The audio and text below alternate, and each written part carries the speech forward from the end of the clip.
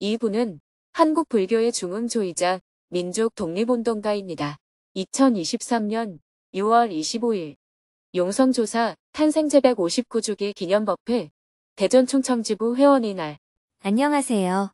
오늘은 장수 중림정사에서 독립운동가이자 한국 근대불교의 중흥조이신 용성조사님의 탄생 제159주기 기념법회가 열리는 날입니다. 스님은 기념법회에 참석하기 위해 새벽 5시에 두북 수련원을 출발했습니다. 고속도로 위를 3시간 동안 달려 8시에 장수 중림정사에 도착했습니다.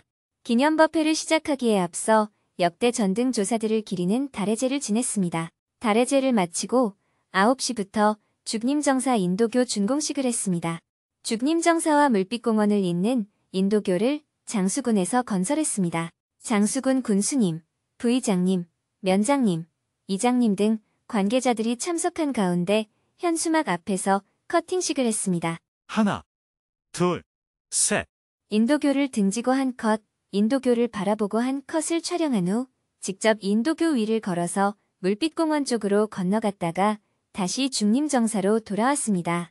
그동안 죽림정사에서 물빛공원으로 가려면 빙 둘러서 가야 했는데 인도교가 튼튼하게 잘 놓여서 앞으로 더 많은 사람들이 물빛공원과 죽림정사를 오갈 수 있게 되었습니다. 스님은 애써준 관계자분들에게 감사의 마음을 전했습니다. 다 함께 요사체로 이동하여 차담을 나누었습니다. 용성조사님은 그분이 하신 업적이 우리 사회에 제대로 알려져 있지 않습니다. 만약 그분의 업적이 사실대로 알려지면 대한민국의 국부라고 불러야 할 분입니다. 그래서 물빛공원에 용성기념관을 세우려고 하는데 알려진 내용과 알려지지 않는 내용을 어떻게 감동적으로 소개할 것인가 하는 것이 중요한 것 같아요.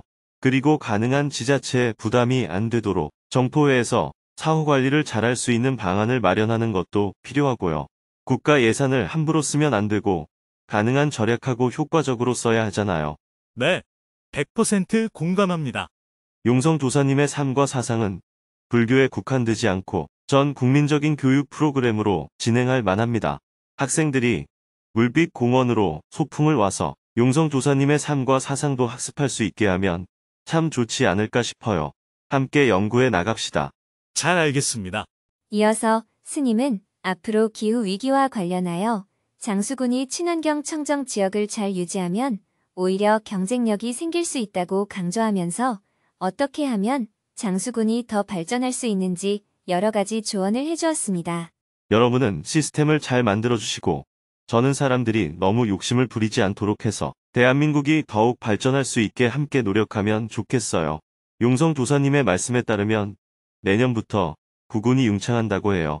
그러니 내년에는 한반도 평화를 염원하며 국군이 융창하기를 기원하는 대법회를 이곳 장수에서 열면 좋을 것 같아요. 많이 협조해 주십시오.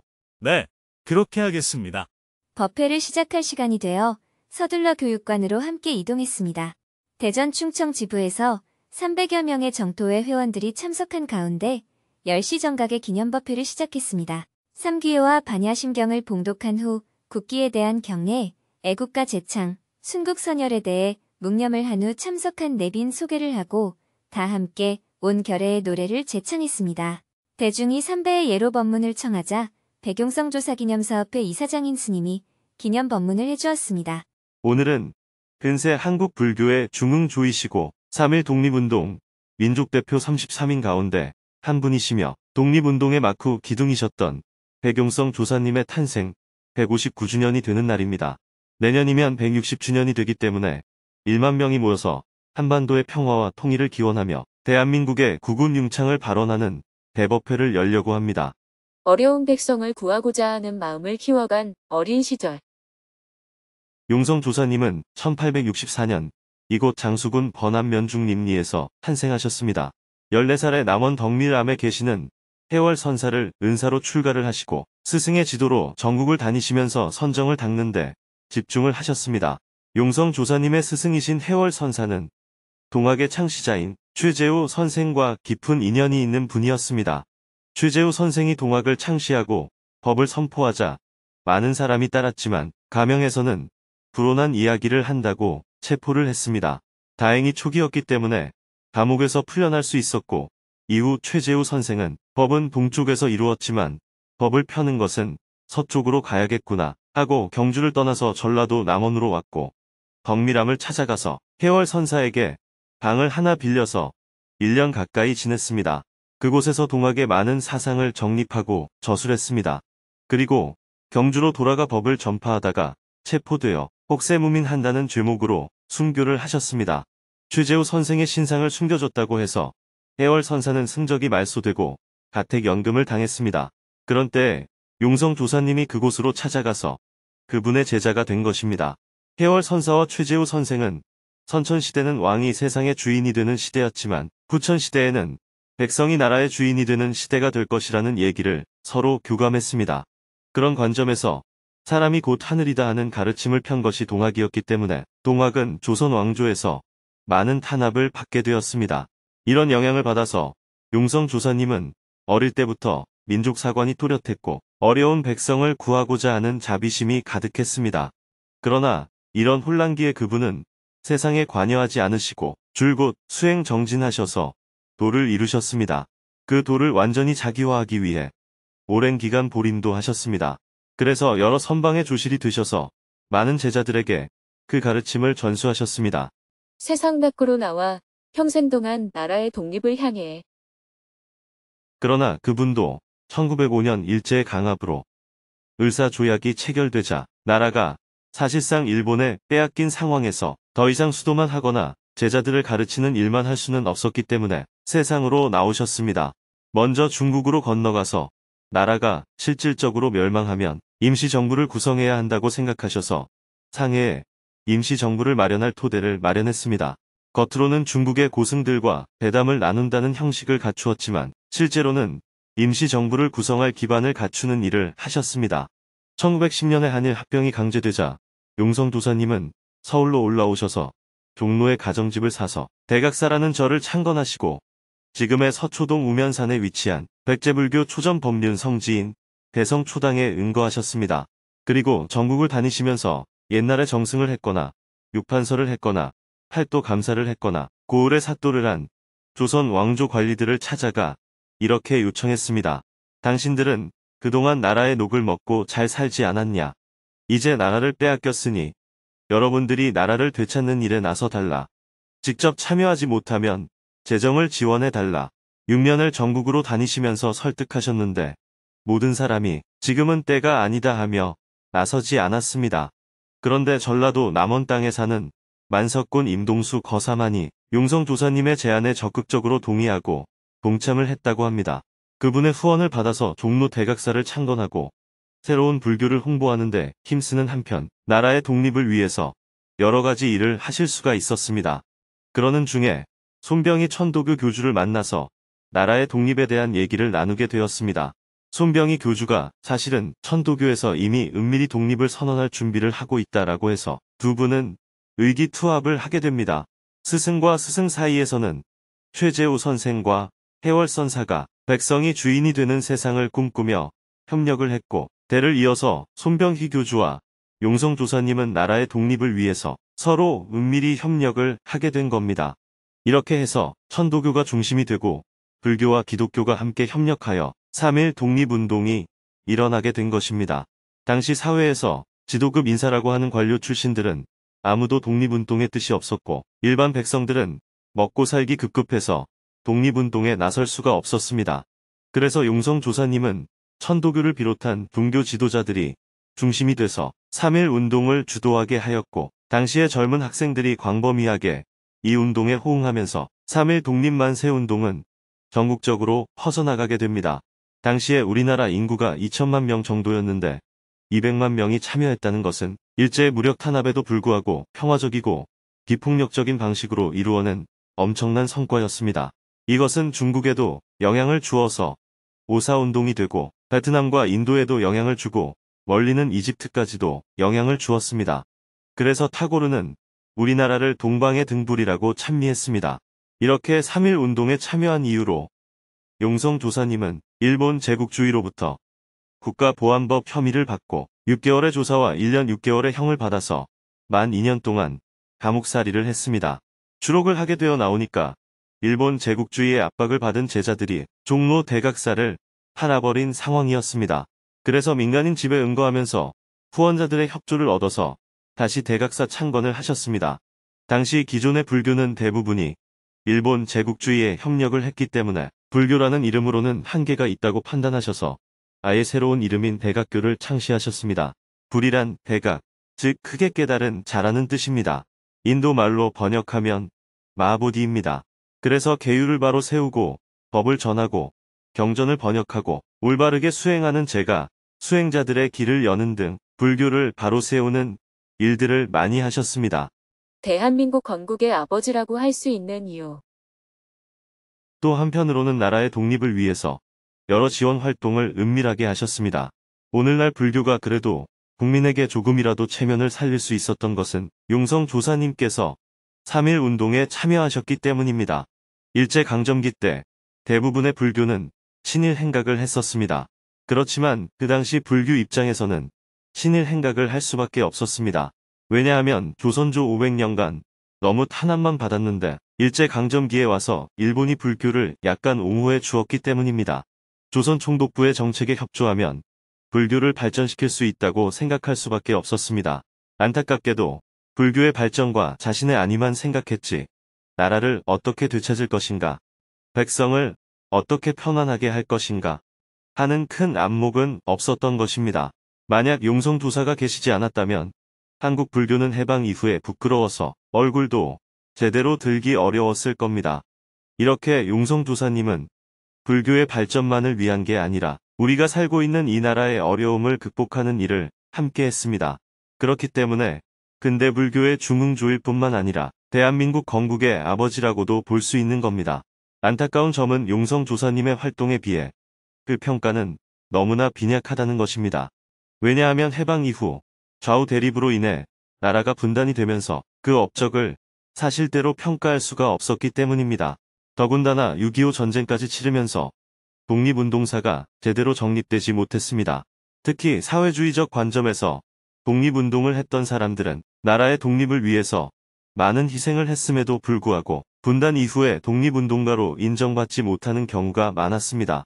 그로 인해 우리 민족의 독립운동사는 지금까지도 많이 왜곡되어 있습니다. 물론 민주화 이후에 일부 명예회복을 하신 분들도 있지만 아직은 많은 분들이 명예회복을 하지 못한 실정입니다. 또 상해 임시정부의 법통을 이은 김구 선생이 대한민국 정부의 수반이 되지 못하고 미국의 힘을 빌린 이승만이 대통령이 되는 바람에 상해 임시정부의 법통이 대한민국의 법통으로 제대로 계승되지 못했습니다. 이런 이유로 인해 용성조사님의 업적들은 더욱더 제대로 평가되기가 어려웠습니다. 나라에서 못했다면 불교 안에서라도 용성조사님에 대한 독립운동사를 높이 평가해 주어야 했는데 친일 행적을 했던 사람들이 종단을 계승하는 바람에 용성조사님의 불교 개혁운동에 대한 것은 일부 평가를 했지만 독립운동에 대한 평가는 역사 속에 묻혀버리고 말았어요. 대한민국의 국군 용창과 한반도의 평화를 발언하며 그렇지만 용성조사님께서 말씀하셨던 불교의 지성화는 바른 불교로, 불교의 대중화는 쉬운 불교로, 불교의 생활화는 생활불교로 많은 정토의 회원들이 재현해 나가고 있습니다.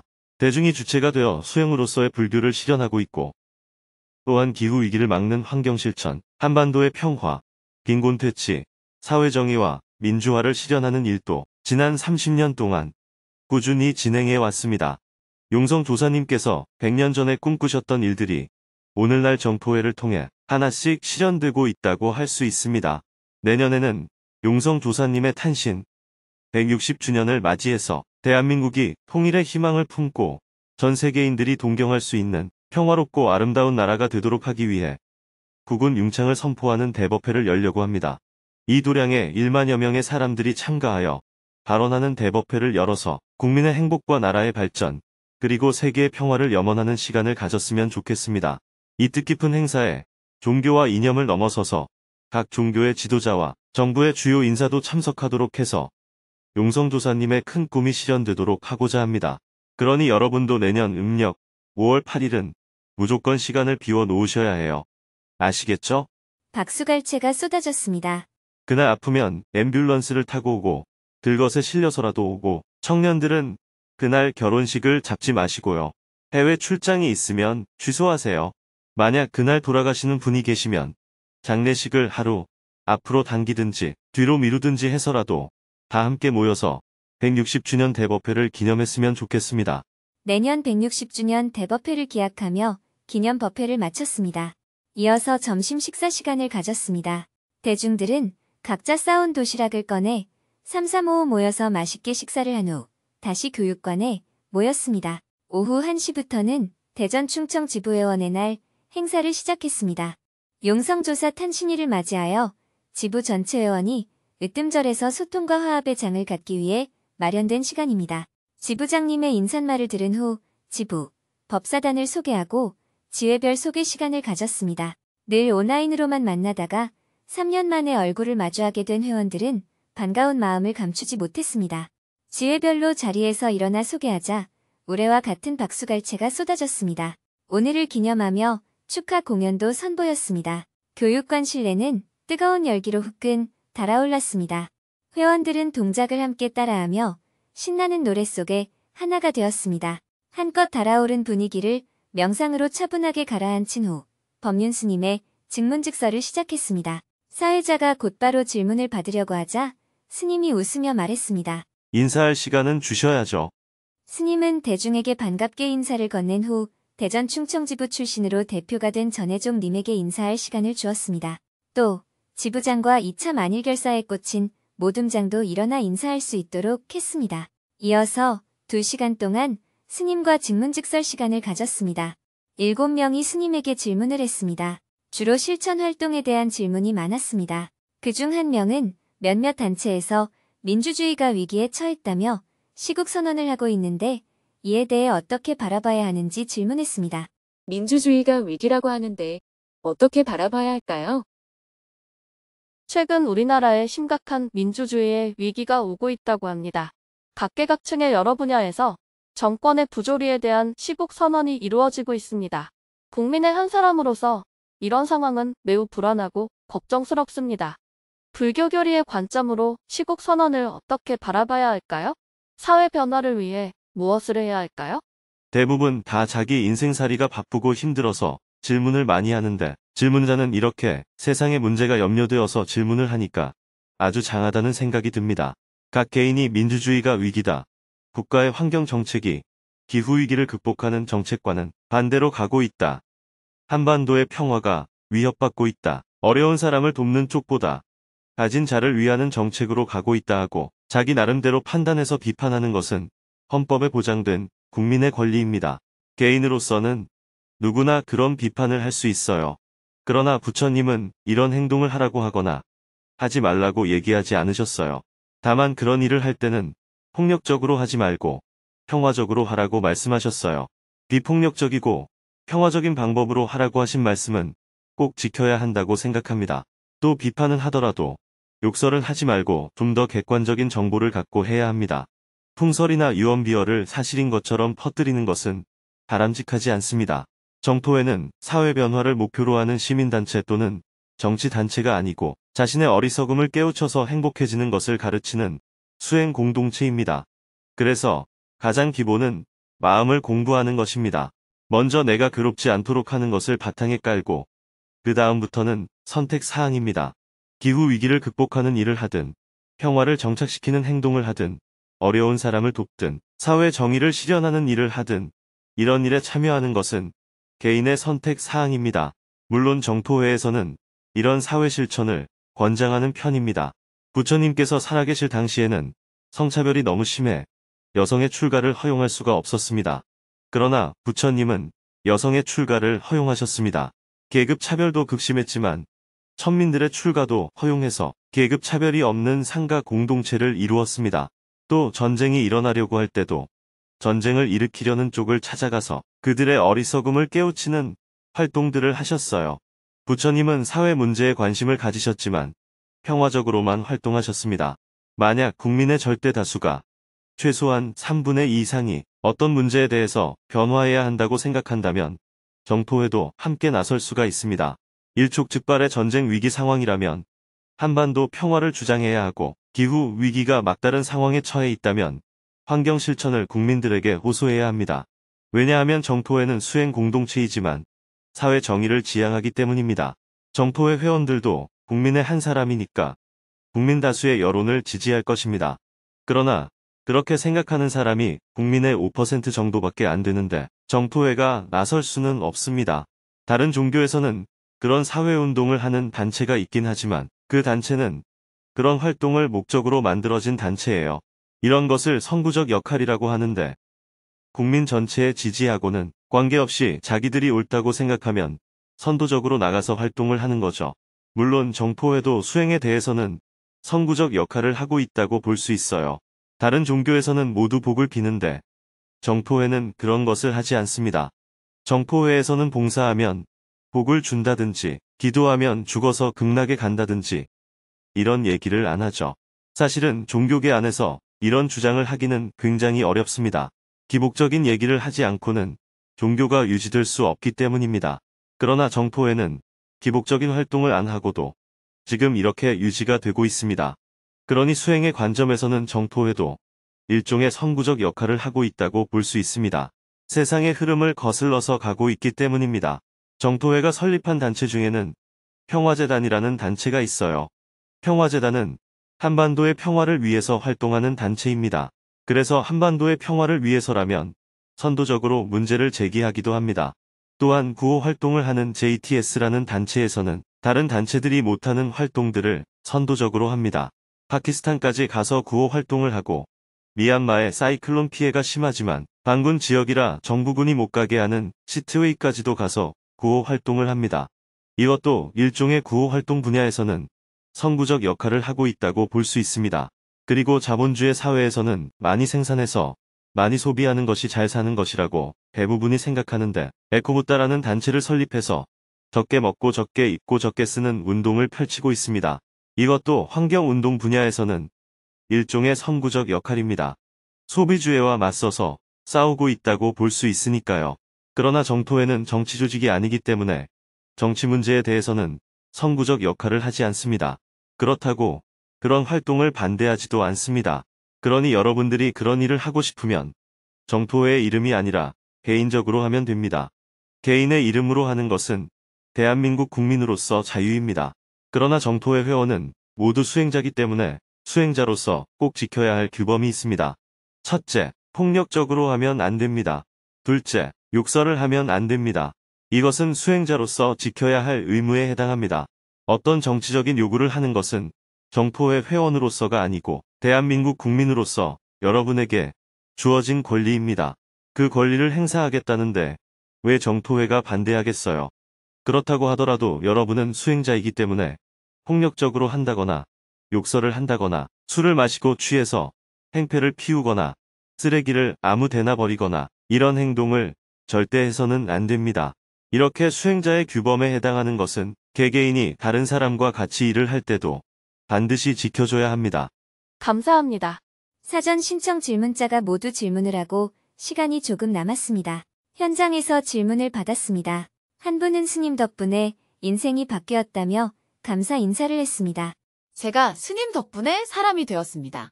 정말 감사합니다. 대중은 큰 박수로 격려해 주었습니다. 이어서 한 분의 질문을 더 받고 직문직설 법회를 마쳤습니다. 법문이 끝나자 대전 충청지부 회원들은 준비한 퍼포먼스를 선보였습니다.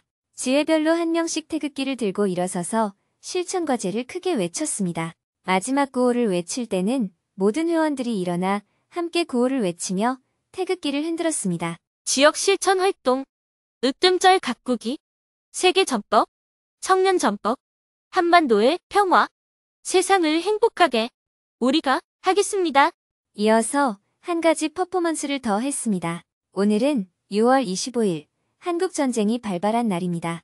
사회자가 한반도의 평화를 이라고 외치자 회원들이 위하여를 3번 외치며 태극기를 흔들었습니다. 사흥서원으로 행사를 마치고 다 함께 대웅전 앞으로 나가 기념사진을 찍었습니다.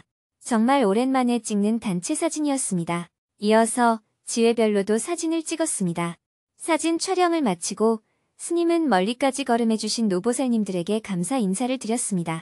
그리고 노보살님들과 기념사진을 찍었습니다. 스님은 대중들에게 인사를 한 후 곧바로 차에 올라탔고 대중은 도량의 구석구석을 정비하는 울력을 함께했습니다. 죽림정사를 출발한 스님은 다시 3시간 동안 고속도로 위를 달려 두북 수련원에 도착했습니다. 저녁에는 원고 교정과 여러 가지 업무들을 본 후 하루 일과를 마무리했습니다. 내일은 오전에 비닐하우스에서 풀매기를 하고 결사행자회의에 온라인으로 참석한 후 오후에는 논의 피를 뽑는 울력을 할 예정입니다.